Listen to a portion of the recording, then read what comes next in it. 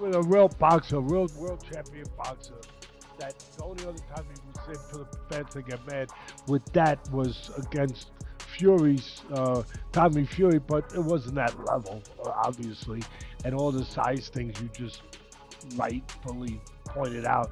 But he would have been in there with, I mean, it seemed crazy. Gervonta Tank Davis has shocked fans with his stunning new physique ahead of his anticipated showdown with Jake Paul. Known for his explosive power and compact frame, Davis has elevated his training to another level, bulking up with significant muscle mass that has the boxing world. Buzzing recent gym footage reveals a noticeably thicker, more intimidating version of Tank, leading many to speculate that he's preparing to meet Paul's size and strength head-on. We were yelling so much about him fighting someone like somebody your size. His next opponent is, by far, the most credentialed guy ever fought actively in his prime. There's one problem. He fights at 135 pounds. He fights at 135 pounds. In the build-up to his clash with Jake Paul, Gervonta Davis has turned his training camp into a war on weakness. His regimen now combines high-intensity strength work, heavy sparring, and relentless conditioning to support his dramatic size increase. Reports suggest that Davis has incorporated heavier resistance training, particularly compound lifts to build core and upper body mass while maintaining his trademark agility through speed and footwork drills. Meanwhile, sparring sessions reportedly include larger, more physical partners, some even resembling heavyweights, to help him adapt to the challenge of facing bigger opponents.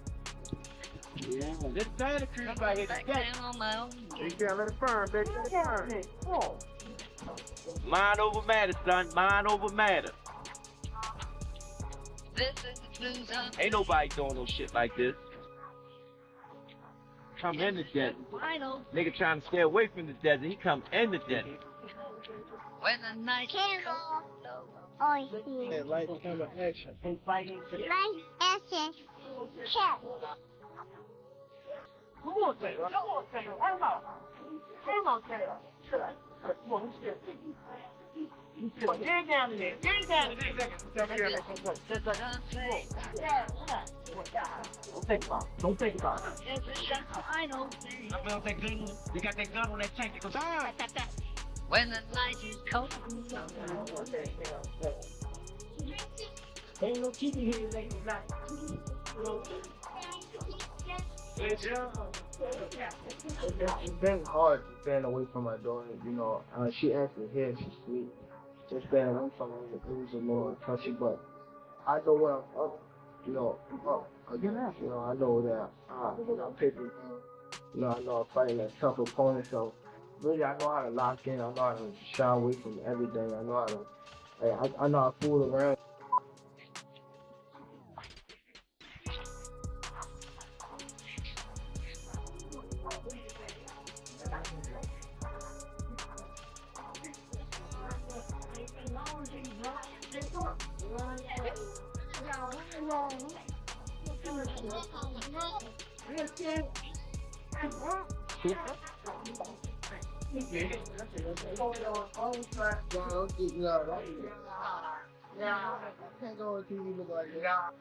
However, Jake Paul is naturally the much heavier fighter, and the rules for their potential bout stipulate a 195-pound weight limit, with both men wearing 12-ounce gloves. Davis, who usually fights around 135 pounds, is being asked to bridge a massive chasm in size and power. That disparity has raised serious concerns among analysts. Critics argue that packing on so much mass could dull Davis's signature speed and explosiveness, the very traits that have made him one of the most feared punchers in the sport. Jake Paul, Tank Davis fight got moved to Miami. I think Jake wins. Jake's just so big, dude. I think Jake wins. This is different because it's similar. It's similar to Logan versus Mayweather, but Jake has better Paul boxing. now obviously is way more advanced than where Logan was at that moment in time. Gervonta is fucking sick. I mean, yeah. No, but dude, Did you Jake. ever watch his highlights? Jake can He's crack, nasty. man. He's so sick. I love that guy, bro. Tank is not the guy that knows how to sell a fight. Tank cannot sell a fight in his own division. Give the Paul brothers and let's move the box. Their idea from day one is we don't have the skills or the experience. What we're gonna do is we'll take on the absolute best guys, but they're gonna spot us somehow. Tank has one job, that it doesn't make any difference. Boxing is a real sport. My skills versus your skills, of which I am an abundance of, and of which you have none of. Tank is telling anybody that will listen, there's a side from. My skills and my experience in boxing, I do not have to wonder who's in the bar tonight. Any bar I go to, I rule the bar. No, it turns out that you don't. Need some big guy to corner you, apparently. Boxing has never stood its ground. Boxing has never been able to explain why Floyd needed a half hour to get rid of a guy who's never boxed before. Hank Davis already began this. When you choose a dum-dum, don't be surprised when he goes out and acts like a dum-dum. UFC President Dana White didn't hold back when discussing the rumored Paul versus Davis matchup. He argued that few people are genuinely excited for it, but admitted that the fight could still benefit Tank in other ways. After enduring a stretch of negative headlines and dwindling momentum, Davis might see this as a chance to rebuild his profile. White noted that while many dismissed the bout's legitimacy, it could offer Davis both exposure and financial gain at a critical moment. He added that Jake, Paul's height, reach, and natural strength, would allow him to pressure Tank using clinches and physicality to smother his offense. Though White acknowledged Davis's technical brilliance, he suggested that those skills might fade when facing someone from Paul's physical realm. Ultimately, he framed the fight as a test of Davis's ability to survive and adapt under overwhelming size and strength. Is picking Jake Paul to beat Gervonta Davis. This is not a fight that I'm excited for at all. I would rather have Gervonta Davis fighting in a real boxing match against the likes of Lamont Roach, Shakur Stevenson, Keyshawn Davis, Manuel Navarrete, anybody that is in the 135-pound division and around. That's where I want to see Gervonta Davis fight. However, we live in a world where everybody is trying to do things as big as possible. And the biggest fight possible right now, unfortunately for the sport of boxing, is an exhibition fight between Jake Paul and Gervonta Davis. So, I do like it for this reason, though. I like it because it is allowing Gervonta Davis to have a fight that is going to be big and that the mainstream media is going to have to cover, the mainstream media outside the world of boxing. Gervonta Davis has been, without a doubt, blocked, having venues blocked, having fighters, having other promoters paying fighters away to go different directions from Gervonta Davis. So Gervonta Davis was in a bit of a hole. And he gets an opportunity to fight Jake Paul for $200 million or whatever. I don't mind it at all. As long as Gervonta Davis comes back to the world of boxing after he gets done with this, hey man, you got your money, no worries. But you gotta love Dana White having the audacity to pick Jake Paul in this fight and says something to the effect that, hey, he was talking to Logan Paul and said, hey, when you were fighting Floyd, you know, you're a gigantic guy, big size difference. There was a time when Floyd Mayweather Jr. hit, had an overhand right that landed flush on Logan Paul. Bare knuckle fighter and former UFC star Mike Perry didn't mince words when addressing the rumored bout. He criticized Davis for taking what he called a cash grab fight, instead of chasing true boxing challenges, questioning whether Tank still possesses the same hunger and drive that once made him a world champion.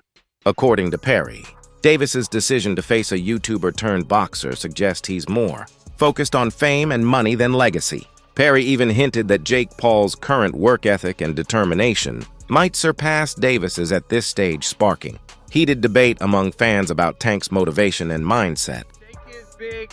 Tank has a lot of skill, but I don't think he's the same Tank that we saw the most incredible knockouts.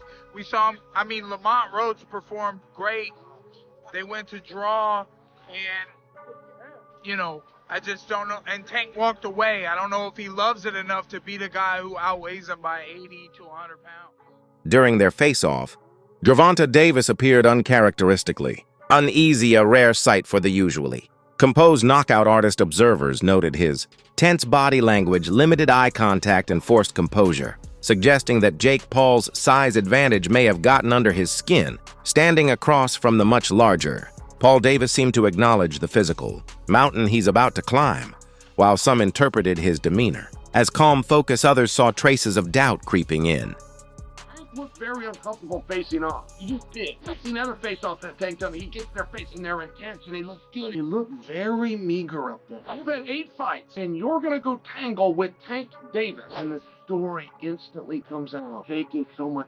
There is such a compliment to Jake within that insult. It is meant to be an insult. It is meant to take away from a potentially glorious moment for Jake. But where the compliment comes is it means the public believes he's gonna win. That's what it means. Veteran boxing analyst Teddy Atlas also weighed in on the face-off, highlighting the glaring physical contrast. Between the two men, Atlas joked that Tank looked so much smaller than Jake he'd need a ladder just to reach his chin, while acknowledging that size differences are common in boxing. He argued that this particular matchup stretches those limits beyond reason, drawing a comparison to a hypothetical Canelo Alvarez versus Terrence Crawford fight. Atlas noted that even Crawford wouldn't be as undersized as Davis is against Paul, too. Him, the bout looks less like a legitimate contest and more like a spectacle from the very beginning. Right. They should also have like the size of the ring, the size of the glove, all that stuff. Particulars should be in the contract. But I would probably look for one thing that is not the common thing to have in a contract if I'm Tank. A ladder. A ladder. Can I get a ladder? Somebody? You know what I mean? Hey, look, okay, if he hits him on the chin the way he can punch, Jake might be doing a dance. You know what I mean? Not voluntarily either. But we'll get into that more later. The thing that I'm talking about right here is what you said. It was stark. The size difference was really, you couldn't ignore it. We understand the talent difference, the experience difference. We understand all of that. But the size, the pure, and we understand small guys can beat big guys. We just saw Crawford do it to Canelo, but a little different. The size difference was, it was eye-catching, jaw-dropping, and it made me think, and I'm going to ask Richie, our man here who's doing all the taping, who does such a marvelous job. I'm going to ask him, because I know he's an expert in this area, but it reminded me of one of the Rocky movies where they had the face, where they did the wrestling thing with Rocky and Hulk Hogan, a.k.a. Thunderlips. He was Thunderlips back there. And I thought I had it right, and it was confirmed to me. It's Rocky III. Undefeated champion Shakur Stevenson echoed similar sentiments, labeling the rumored Jake Paul versus Gervonta Davis fight a terrible matchup for the sport. Stevenson argued that the contest makes little competitive sense and serves purely as a money grab rather than a test of skill. He stressed that the extreme size difference between the fighters transforms the event into a circus rather than a legitimate display of boxing excellence. Maybe he'll fight Jake Paul instead. What do you think of that? I think that's terrible. Why? I get it, because at the end of the day, it's a money business, and you want to make the most money, but from what I'm hearing, he can make more money in a fight with me, and if that's the case, why not fight me? Sure. Do you think he beats Jake Paul? Do I think he beats Jake? Yeah. It's a huge size advantage, though. It is, but I think Tank got the skills to make sure he come out on top. Do you think that Jake has gone better? Yeah, I think actually Jake got tremendously better from the time frame that he started till now. And in the right situation, I also could see him become a world champion. Really? Leonard Ellerbe shed light on why the fight never materialized, earlier explaining that Davis had been dealing with numerous personal challenges and lacked the motivation to take on additional stress. According to Ellerbe, Tank's focus was on managing his personal life rather than proving himself in the ring. He added that stepping away from longtime trainer Freddie Roach was a move to reduce pressure and find balance during a turbulent period in Davis's life. Leonard Ellerby said, to tell you the truth, Gervonta Davis couldn't get up for Lamont Roach. And what does that mean? It means that he could not get inspired, that he was not motivated to fight Lamont Roach, that his mind was not in a place where it was like, yeah, okay, let's get it, and he was going to war with Lamont Roach. He was going through the motions with Lamont Roach during the training camp and could never really get himself motivated to really give the best of himself against Lamont Roach. And that probably affected him during training and during the fight. And that is something that can happen, especially if you really look back on what happened with the Lamont Roach fight and all of the ups and downs about that fight being made. Because first, if you recall, he wasn't supposed to be fighting Lamont Roach. The person he was supposed to be fighting was Vasily Lomachenko. You know, the guy that everybody says that he doesn't want to fight, that he didn't want to fight. Gervonta Davis was up and prepared to fight Vasily Lomachenko. Jake Paul's approach to boxing has long been viewed as more promotional than competitive. Rather than chasing legitimate rankings or title contention, Paul carefully selects opponents who generate maximum attention and financial payoff. From retired MMA fighters to undersized boxers like Davis, his matchups are designed to dominate headlines and social media by blending entertainment. With sport, Paul continues to blur the line between spectacle and competition, ensuring massive viewership regardless of fairness. The proposed Davis fight perfectly embodies this formula, an event built to trend, not to test. Jake Paul versus Tank Davis is actually happening. What the f is going on? I guess Tank is going broke because that's the only justifiable reason you ruin your legacy against a guy like Jake Paul. And yes, I do think Jake Paul is going to win. Tank Davis is a much better boxer and has crazy power, but he's 5'5", 130. That power is not going to carry over against someone who is 6'1", 210. And it's not like Jake is bad. Yes, his fights are boring. He says he's going to step in the ring and sleep his opponents, but the only people who end up sleeping are the audience. Mike Tyson fight, but at the end of the day, he's a big guy with power who's training boxing full time, and he has beaten some legitimate competition. Woodley, Nate Diaz, Anderson Silva, Mike Perry had a competitive fight with Tommy Fury, but it's crazy how particular Jake has to be when selecting his opponents. They have to have enough clout to be interesting, enough skill to be taken seriously as a threat, and at the same time have clear weaknesses and disadvantages that Jake and his team can exploit to win. Now that he's fighting an elite boxer, he has to fight someone 7 weight classes down. I mean, Tank could win if he makes Jake do a very aggressive weight cut, but I just don't see that happening. I got Jake by 3rd round TKO. He should put me on the co-main event and allow me to fight Francis Ngannou. That would be an easy first round knockout. MMA veteran Nate Diaz dismissed the potential Paul versus Davis bout altogether, claiming he had zero interest in predicting its outcome. To Diaz, the fight represents everything wrong with modern boxing. Staged events prioritizing profit over athletic integrity. He criticized the industry for drifting too far into paper. I gotta ask you, Jake Paul versus Gervonta Davis. Does Davis have a chance? Gervonta is a great boxer, but he ain't gonna be. So you got Jake Paul by knockout, or? No, I don't got anybody, but I don't think It's too small. It's just I don't want to beat up somebody that's small. I don't want to, you know. I don't want to lose to somebody else. There's no point in the fight. It's a great fight, actually. I'm not hating on the fight, but I think my thoughts on it is let's see what happens. Ryan Garcia said that boxing is hurting in WWE. Yeah, with that type of matchup. Do you agree? Okay. Last thing, White House card, like he said, you want Conor McGregor? Yeah, but the whole thing's on WWE, so it's like, at least that's happening and getting something to talk about, something to watch, and I'm looking forward to that fight.